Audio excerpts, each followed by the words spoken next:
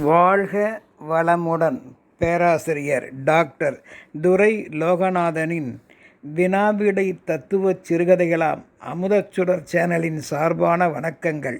என் கதைகள் பல வெளிவர உதவுகின்ற யூடியூப் நிறுவனத்தார்க்கும், என் கதைகளுக்கு நல்லதொரு விளம்பரம் செய்கின்ற செல்வி தேஜா அவர்களுக்கும், என் கதைகளுக்கு உள்ளது உள்ளபடி திரைக்காட்சி படம் விளம்பரம் செய்கின்ற நிறுவனத்தார்க்கும், 2 ஆண்டுகளுக்கு மேலான என் சமுதாய சிறுகதைகளுக்கு நல்லதொரு ஆதரவை அதிகமாய் வழங்கி வருகின்ற ரசிகப் பெருமக்களையும் வாழ்த்தியும் வணங்கியும் மகிழ்வதோடு, இன்றைய சிந்தனை ஓட்டமாம் காலியான படகு என்ற ஓட்டம்.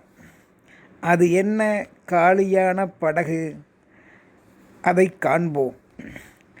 வாழ்வை புரிந்து கொள்வதற்கும் புரிய வைப்பதற்கும் நிதானமான அறிவு, அதன் வழியான அனுபவம் தேவை.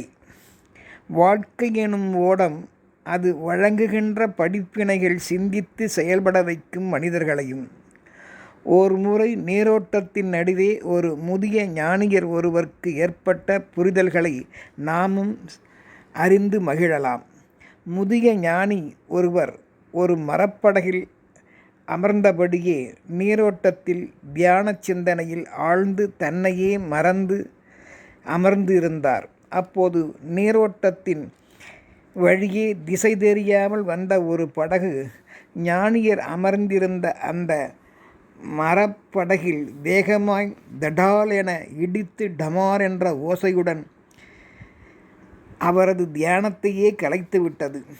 படகு மோதியதால் திடுக்கிட்டு கண் திறந்து பார்த்து நடந்ததை எப்படி என்று அறியாமலேயே மோதிய அந்த படகின் பின்பகுதியை பார்த்து கோபப்பட்டவர், யாரடா அந்த மடகன், என் தியானத்தை கலைத்தவன் என்று அவனை அறிய அவ்விடத்தை அடையாளம் கண்டிட அந்த படகை உற்று நோக்கிய பார்த்தபோதுதான் அவருக்கே தெரிய வந்தது, மோதி ஓசை எழுப்பியது அந்த காலியான படகுதான். ஆனால் அதில் மனிதர்கள் இல்லை என்பதை அறிந்து கொண்டார். அப்போதுதான் அவருக்கே தெரிய வந்தது உண்மை. கயிறுகள் அருந்து காற்றின் சுழற்சி மற்றும் நீரோட்ட வேகத்தால் திசை தெரியாது மாறி வந்த அந்த காலியான மரப்படகுதான் தன் படகை மோதிற்று என்று அறிந்து கொண்டார். படகில் யாரும் இல்லாத போது இனி நாம் யார் மீது கோபப்பட முடியும் என்றும் அறிந்தவர் தன் கோபத்தை அடக்கி அன்று முதல் ஓர் உண்மையை உணர்ந்தார். பல நேரங்களில் நம்மை காயப்படுத்துவோர், அவமதிப்போர், மறுத்து பேசுவோர் கூட அந்த காலியான படகு போன்றவர்களே என்பதாலும், அவர்களுக்குள் மறைந்திருக்கும் அறியாமை, கோபம், சூழ்நிலை ஆகியவையே செயல்பாட்டிற்கு காரணமாகின்றன என்பதையும் புரிந்து கொண்டார். ஆரம்பத்தில் இந்த ஞானி படகு மோதியதால் கோபப்பட தயாரானார். அது ஒரு காலியான படகு என்பதை அறிந்தமையால், அதில் வெளிப்படையாய் யாரும் உள்ளே இருக்க காணாமையால் தன் கோபத்தை குறைத்து கொண்டார். பின்பு அவரே போக போக, மனிதர்களுக்கு இப்படித்தான் கோபம் வருவது இயல்புதான், அதன் காரணத்தை முழுமையாய் அறிந்த பின்பு அமைதியாக இருப்பதே ஞானம் என்றும் கற்றதுடன், காரணத்தை அறியாமல் எவரும் கோபம் கொள்ளக்கூடாது, காரணத்தை அறியாமல் வரும் கோபம் பயனற்றதே ஆகும் என்றும் உணர்ந்தார். இந்நிகழ்வின் வழி மற்றவர்களிடம் நாம் புரிந்து கொண்டும் புரிய வைப்பதும் என்னவென்றால், வாழ்வில் நம்மை மோதும் ஒவ்வொருவருடனும் நாம் போராட வேண்டியதே இல்லை. அவர்கள் எல்லாம் நெஞ்சங்களில் அகந்தை, கோபம் அற்றவர்களே இக்கதையின் காலியான படகுகள் போல என்பதை புரிந்து கொண்டு நாமே விலகிவிட வேண்டும்.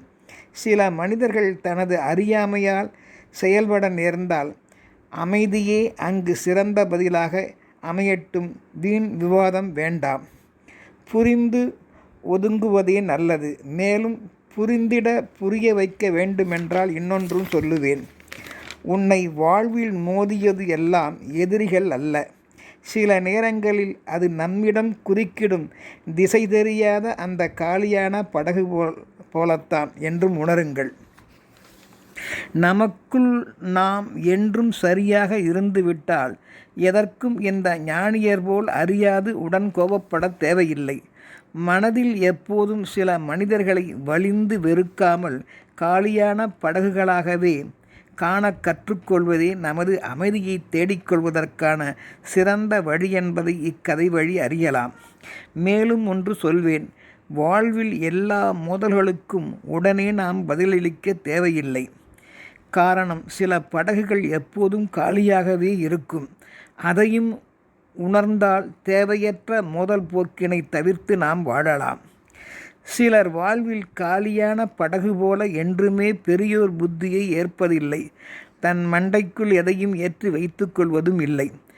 அதில் ஆவலுடன் முதல் போடாதேப்பா, இழப்பு நமக்குத்தான் என்று பெரியவர்கள் அறிவுறுத்தியும் சிலர் அதை காதில் போட்டுக்கொள்ளாமல் வீம்புக்கு அதில் முதல் போட்டு பின் பெரியோர் சொன்னபடி அதில் முழு இழப்பு ஏற்பட்டவுடன்தான் சிலர் பெரியோர் புத்திமதியே ஏற்றிட கற்றுக்கொள்கின்றனர்.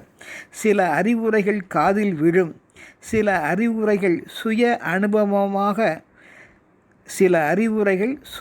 அனுபவமாக மாறிய பிறகே மனதில் விழும். சொன்னால் புரியாததை அவர்களின் வாழ்க்கை பாடம் ஒரு நாள் கண்டிப்பாய் புரிய வைக்கும். அது மட்டுமல்ல, அறியாதவனுக்கு கூட சொல்லிக் கொடுக்கலாம். அறிந்தும் அறியாதவன் போல அதனை ஏற்க மறுப்பவனை என்ன செய்ய முடியும்? மாற்றுவது கடினமே. சிலர் ஏதுமில்லா ஓட்டை படகை போல் தம்மை காட்டிக்கொள்கின்றார்கள். தான் உண்மையை அறிந்திருந்தும் சில பேர் அறியாதவர் போல நாடகமாடி காலியான படகை போலவே நடிப்பார்கள். அப்படிப்பட்டவர்களை வாதத்தால் வெல்லவோ புரிய வைக்கவோ முயன்றாலும் சில நேரம் காலியான படகின் உள்ளே மறைந்திருக்கும் அவர்களின் சுயநலம் அல்லது பிடிவாதம் என்பன அதை ஏற்க விடாது என்பதை உணர வேண்டும். காதுகள் வீம்பாய் கேட்காததால் மனிதன் கெடுவதில்லை. அவர்களின் மனம் கேட்க மறுப்பதால் மட்டுமே, அதாவது தன்னை ஒரு காலியான படகு போல காட்டிக்கொள்வதால்தான் மனிதன் கெடுகின்றான். அதாவது உண்மையை மறைப்பவனை கூட திருத்திவிடலாம். பிடிவாதமாய் உண்மையை மறுக்கின்றவனை திருத்துவது என்பது பிற்பாடு காலத்தின் கையில்தான் உள்ளது என்பதால் அவர்கள் மனதளவில் காலியான படகா இல்லையா என்பதை நாம் அருகில் சென்று பார்த்து பழகி புரிந்து கொண்டு அவர்களை புரிய வைக்கவும் முயலுங்கள். உறங்குபவனை கூட எழுப்பிவிடலாம். உறங்குவது போல் நடிப்பவனை சிந்தித்து பாருங்கள். என்ன செய்ய முடியும்? சொன்னால் புரியாத பலவற்றை வாழ்க்கை பாடமே ஒரு நாள் தனது அனுபவங்கள் வழியே நிச்சயம் அவர்களை புரிய வைக்கும். சிலர் தன்னை எல்லா வகையிலும் பலசாலிகள் போல காட்டிக்கொள்வார்கள். மெப்புக்காக. அதை அறியாமல் அவர்களுடன் மோதினால் அவன் ஒரு முருங்கை போத்தே, காலியான வெற்று படகே என்பதை உணரும்போது நம் செயலுக்கு நாமே வருந்த வேண்டி வரும். இக்கதை காலியான படகு வழி மேலும் நாம் உணர்ந்து கொள்ள வேண்டியன சில உண்டு. அதாவது, காலியான படகுடன் சண்டையிடுவது போல வெற்று வேட்டு ஆசாமிகள் பலருடன் சிலர் தேவையில்லாத வாதங்களில் மோதியே தனது வாழ்க்கையை வீணடிக்கின்றார்கள். காலத்தையும் போக்குகின்றார்கள். காலம் பொன் போன்றது என்பதை மறந்து விடுகின்றனர். மேலும் மன அமைதியை இழக்காதவனே உண்மையான வாழ்வின் வெற்றியாளன். மேலும் பிறர் செயல் நமது கையில் இல்லை, நம் பதில் மட்டுமே நம் கையில் உள்ளது என்பதை எவரும் எண்ண வேண்டும். மேலும் ஒரு நாள் பிடிவாத ஆசாமிகளை திருத்தவே முடியாது. அதாவது ஒரு நாளும் பிடிவாத ஆசாமிகளை திருத்தவே முடியாது. அச்செயல் காற்றை நிறுத்த முடியாதது போலதான். ஆனால் படகின் பாயை சரி செய்யலாம் அல்லவா?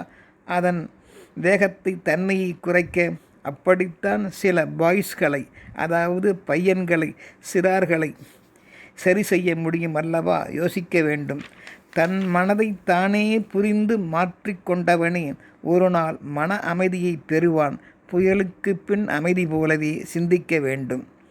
காலியான படகு கதை வழியே ஞானிய நமக்கு கற்றுக் கொடுத்தது கோபம், பொறுமை, மன அமைதி ஆகியவற்றை பற்றிய ஆழமான பாடத்தையே. அதை மீண்டும் உணருங்கள். மேலும் சிலர் நம்மை, அதாவது காலியான படகு போல சிலர் நம்மை காயப்படுத்துவதற்காக வருவதில்லை. அத்தகையோர் தங்களது அறியாமையின் ஓட்டத்தில் இடிக்கும் ஓடம் போலவே வந்து மோதுகின்றனர் என்பதை நாம் எண்ணி பார்க்க வேண்டும். தயவு செய்து எண்ணி பாருங்கள். என்பதால் காலியான படகின் மீது எவரும் கோபப்படாதது போல எல்லா வகையான மோதல்களுக்கும் நாம் பதில் சில நேரம் உடனே கொடுக்க வேண்டியதில்லை என்பதை புரிந்து இக்கதையை மற்றவர்களுக்கும் புரிய வையுங்கள் தோழமைகளே. நன்றி, வாழ்த்துக்கள்.